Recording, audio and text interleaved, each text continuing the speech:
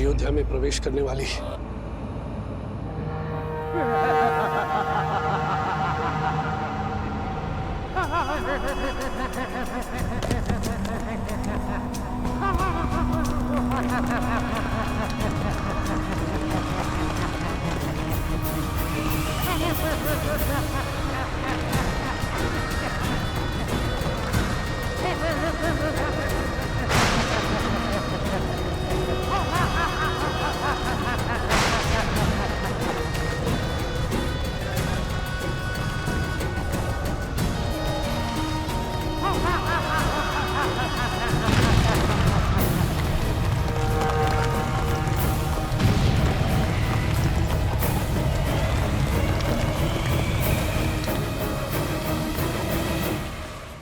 देवता सदा अयोध्या के आगे ढाल बनकर खड़े होते आए हैं ऋषिवर। यदि कोई आसुरी शक्ति राम राज में प्रवेश करने की चेष्टा भी करेगी तो उसका सामना धर्म की शक्ति से होगा। आप आइए और राम को आशीर्वाद दीजिए। शुभ घड़ी में कुछ ही समय शेष है। आशा करता हूं कि इस बार भी आपके विश्वास की जय हो।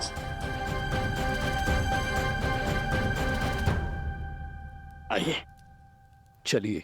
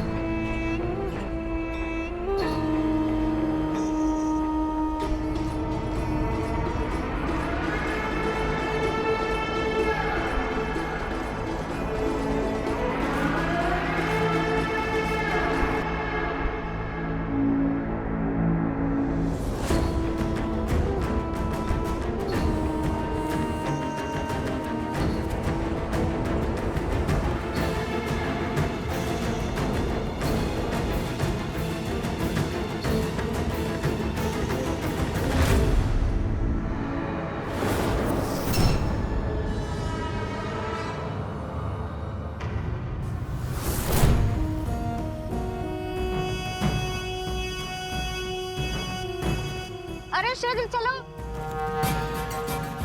आज अभिषेक का समय हो गया है।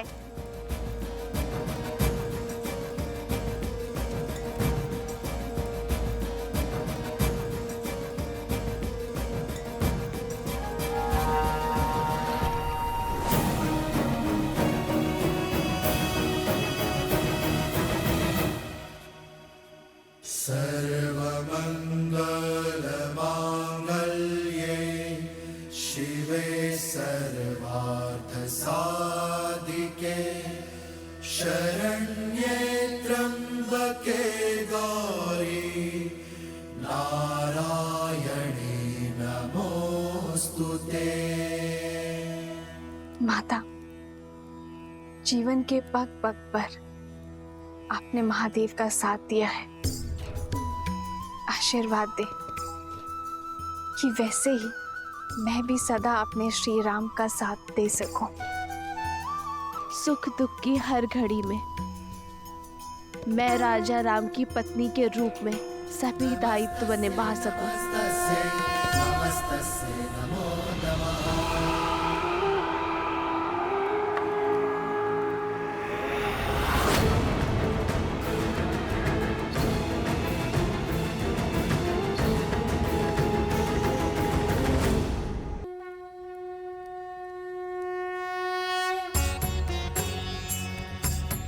राज्याभिषेक न केवल एक रीति है बल्कि होने वाले राजा के पवित्र उत्तरदायित्वों के लिए पवित्र प्रारंभ है। रीति अनुसार मंगल बेला में सर्वप्रथम श्री रामचंद्र जी की देह को तेल विविध औषधियों के मर्दन से शुद्ध किया जाएगा।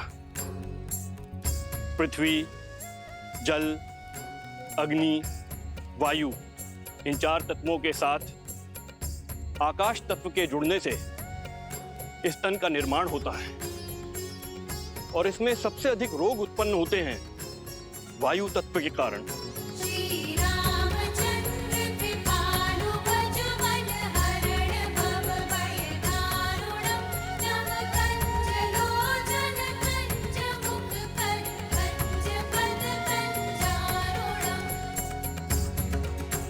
वायु न केवल चलने या कार्य करने की शक्ति है, बल्कि मन में उत्पन्न होने वाले विचारों की अभिव्यक्ति भी है। मन के मैल के कारण ही समस्त संसार में पाप, अपराध और दुराचार होते हैं। अतः मंत्रों से मन को बांधकर एवं तेल के मर्दन से वायु तत्व को शांत किया जाता है। पश्चात यह मन स्वच्छ हो जाता है, और जिस राजा का मन स्वच्छ हो वह धैर्य और सहनशीलता का पर्याय होता है।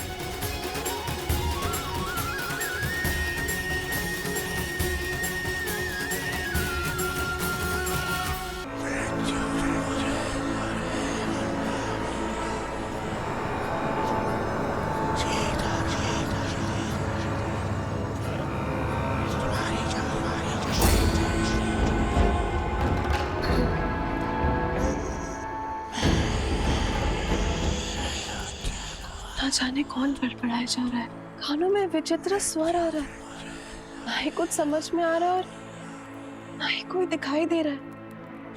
जाने कौन है जो पूजा भी नहीं करने दे रहा है।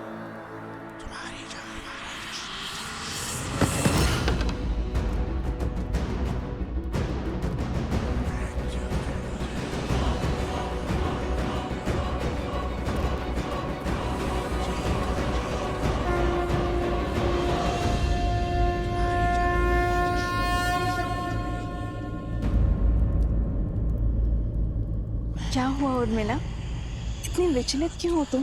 दीदी, आपको ये ध्वनि नहीं सुनाई दे रही? कैसी ध्वनि?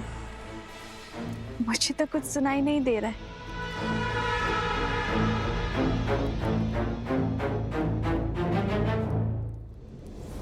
क्या ऐसे मेरी शक्ति, मेरी उपस्थिति का आभास तक नहीं है? क्या कोई हो सकता है इस संसार में जो सहस्त्रमुख रावण की शक्तियों से प्रभावित ही न हो?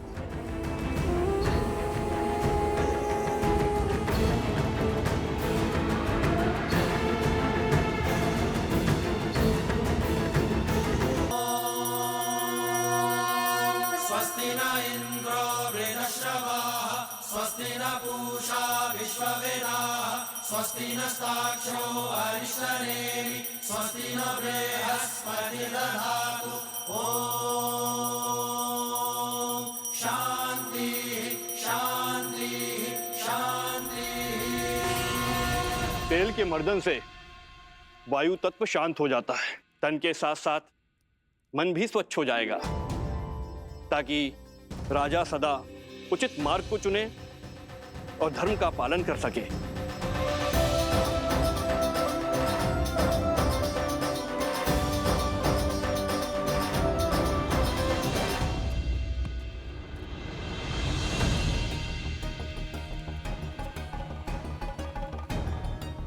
ये क्या हनुमान, आपका पग स्थिर क्यों नहीं? भैया, आप मुझसे पूछ रहे हैं? कारण तो आप ही हैं। मैंने क्या किया? भैया, आप तो भूल ही गए, जब मैं लक्ष्मण भैया के लिए संजीवनी बूटी का पर्वत उठाकर ले जा रहा था, आप ही का तो बाण लगा था मुझे। बस ऊपर आकाश से धरती पर धन से गिरा। भरत भैया, बड़ी विकट मोच आई थी मुझे इस पैर पे। परंतु उसके पश्चात तो आपने अपने बल और बुद्धि की पराकाष्ठा पार कर दी थी। पूरा का पूरा युद्ध लड़ा है आपने। उद्देश्य की पुकार में पीड़ा की चिंता कहाँ स्मरण रहती है लक्ष्मण भैया? आपके पग को भी तेल मर्दन करवाना पड़ेगा हनुमान। भरत भैया, आपका विचार तो बहुत अच्छा है, मेरी भी यही इच्छा थी। उचित है, मैं आपको वेधशाला भिजवा देता हूँ। भरत भैया, उसकी आवश्यकता क्या है? इतना तेल प्रभु को छूकर व्यर्थ जा रहा है। यही उपयोग में मैं ले लेता हूँ। तेल का तेल, उस पे प्रभु के स्पर्श का मेल, स्वर्ण पे सुहागा।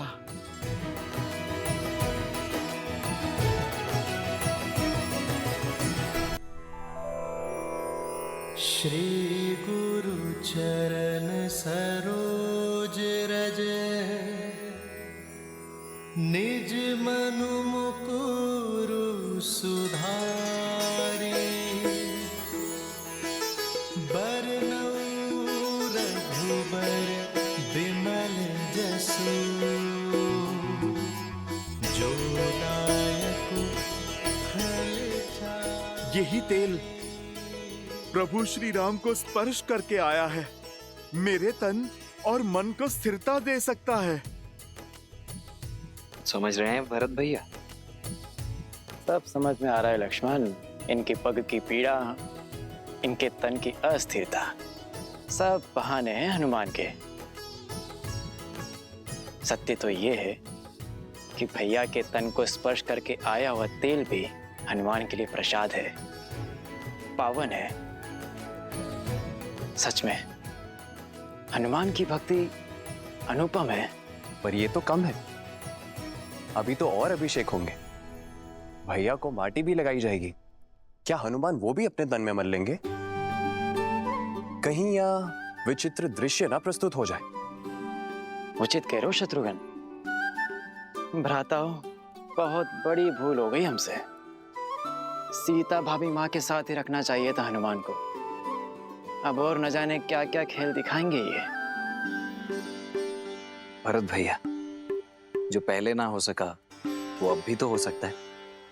अर्थात हनुमान जी, एक कार्य तो शेष रह गया।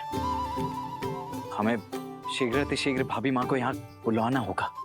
वो क्या है कि भैया के शीश पर जब अयोध्या का राजमुकुट सजेगा तो उन पर प्रथम पुष्प वृष्टि करने का अधिकार तो भाभी माँ को ही है ना। तो समस्या क्या है लक्ष्मण भैया? प्रभु के कार्य में कोई भी विघ्न नहीं आएगा।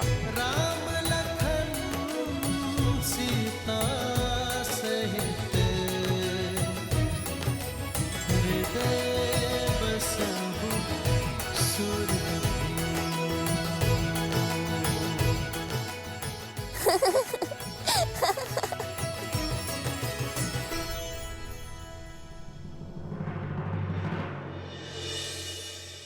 क्या हुआ देवी? इस शुभ अवसर पर महर्षि पराशर के गंभीर मुखमुद्रा का कारण सोच रही हूँ। कदाचित उन्होंने नक्षत्रों और नियति की चाल को पढ़ लिया है। स्त्री के सम्मान का प्रश्न है महादेव। मुझे सीता को दिव्य सिंदूर रूपी अस्त्र जाकर देना ही होगा। माता, दिव्यता का सिंदूर से क्या संबंध? सिंदूर न केवल माथे पे लगा लाल रंग है और न ही किसी स्त्री के विवाहिता होने का प्रतीक। स्त्री अपने मांग में सिंदूर के साथ विवाहित जीवन के सुख, समृद्धि और स्वास्थ्य के रंगों को भी भरती है। सिंदूर एक ऐसी ढाल है जो सभी प्रकार की नकारात्मक ऊर्जाओं से पति और पत्नी के संबंधों की रक्षा करता है, भीतर और बाहर के सभी द्वंद्वों का अंत करता है। जिस प्रकार श्री राम को युद्ध के समय भिन्न भिन्न प्रकार के शस्त्रों और अस्त्रों से सुसज्जित किया गया था, अब समय आ गया है देवी सीता को भी वैसे ही सज्ज करने का, क्योंकि शीघ्र ही एक और असुरी शक्ति चुनौती देने वाली है। और इस बार युद्ध केवल श्री राम को ही नहीं, देवी सीता को भी लड़ना होगा। आप जाइए देवी, समय अत्यंत कम है।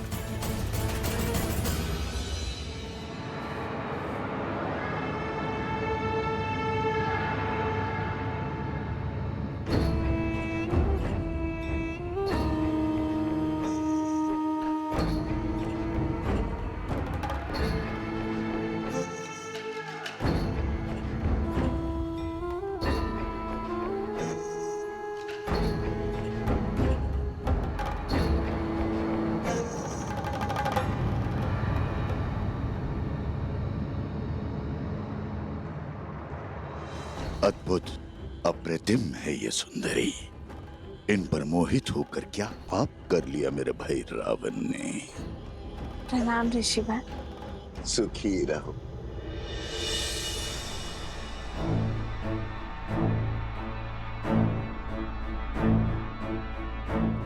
तुम्हारी सखिया कुछ विचलित लग रही है। हाँ ऋषिवर, इन्हें कुछ विचित्र स्वर सुनाई दे रहा है, किंतु मुझे कोई अनुभव नहीं हो रहा। अद्भुत। ब्रह्मांड में निरंतर अनेक ध्वनियां गूंजती रहती हैं। शब्दों और विचारों की तरंगे उठती रहती है। दुर्भाग्य होता है उन लोगों का जो उसे सुन नहीं पाते। कोई बात नहीं,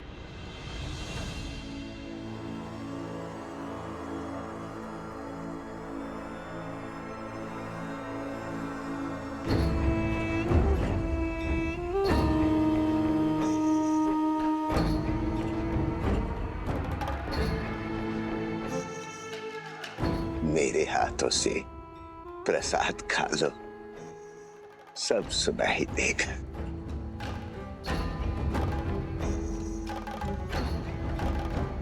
लो।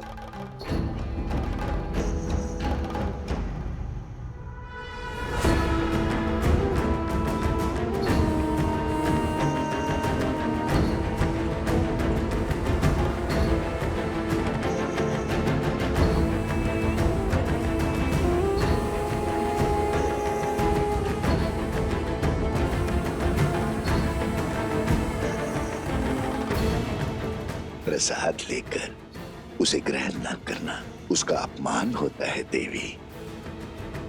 ग्रहण करो।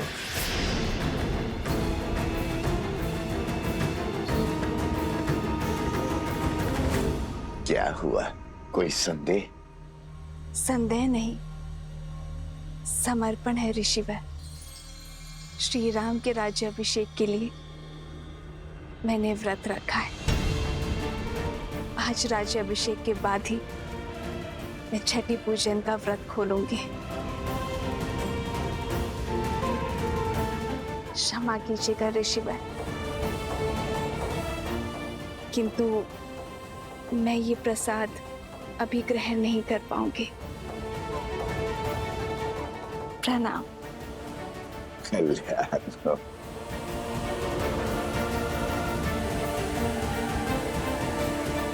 कल्याण हो।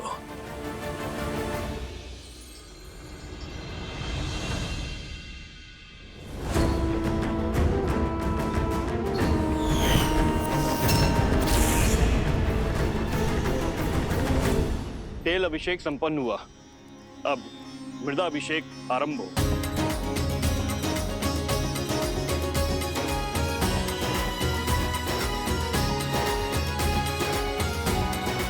पर्वत पर देवताओं का वास होता है, इसीलिए पर्वत शिखर की माटी को राजा के मस्तिष्क पर लगाने से राजा की बुद्धि भी देवताओं की भांति तीव्र और दयालु होती है।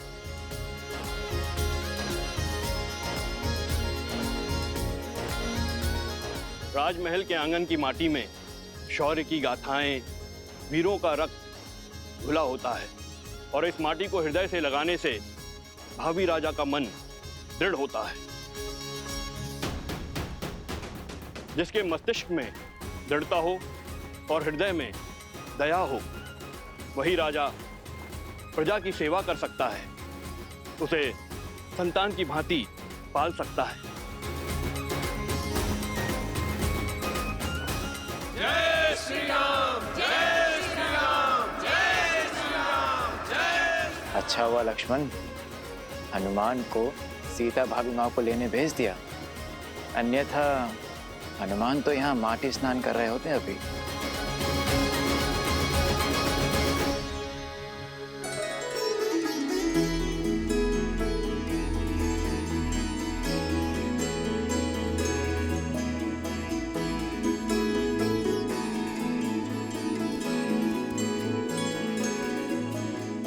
कहाँ है मैया? उन्हें तो शीघ्र प्रभु के पास लेकर जाना है।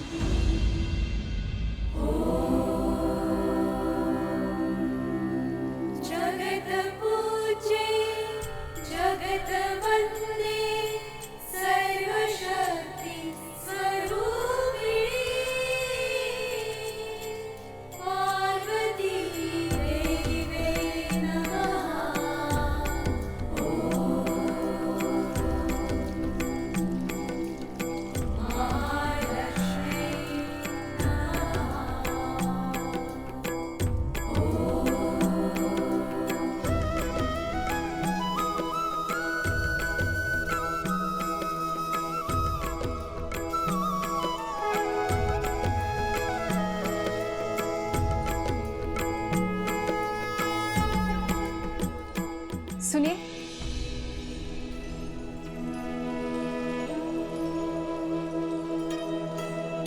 जी। ये आपके लिए है देवी।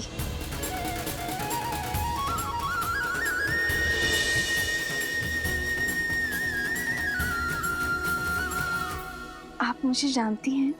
जिन देवी सीता ने स्त्री की पवित्रता और साहस को नई परिभाषा दी है, उन देवी सीता को कौन नहीं जानेगा।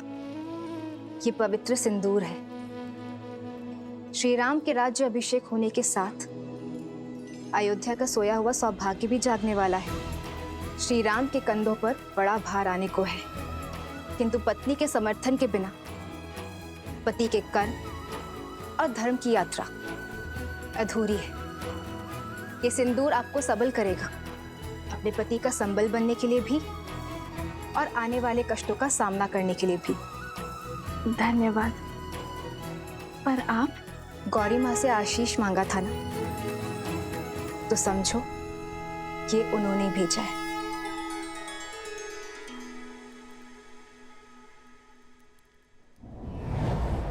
सर्वमंगल मांगल्ये शिवे सर्वार्थ साधिके शरण्ये त्र्यंबके गौरी नारायणी नमोस्तुते नारायणी नमोस्तुते।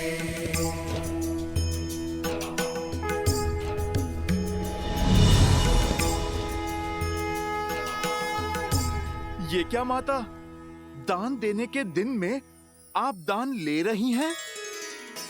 ये दान नहीं, प्रसाद है हनुमान। अच्छा माता, पर प्रसाद तो खाया जाता है ना। आपने मस्तक पर क्यों लगाया? क्योंकि इसका यही कार्य है। जब पत्नी अपने पति का नाम लेकर आगे चक्र पर कुमकुम से तिलक लगाती है, तो उसका मन उसके साथी के साथ जुड़ जाता है। वैसे ही जब मांग में पूरी आस्था और विश्वास के साथ ये सिंदूर लगाया जाता है, तो एक स्त्री का जीवन उसके पति के साथ बन जाता है।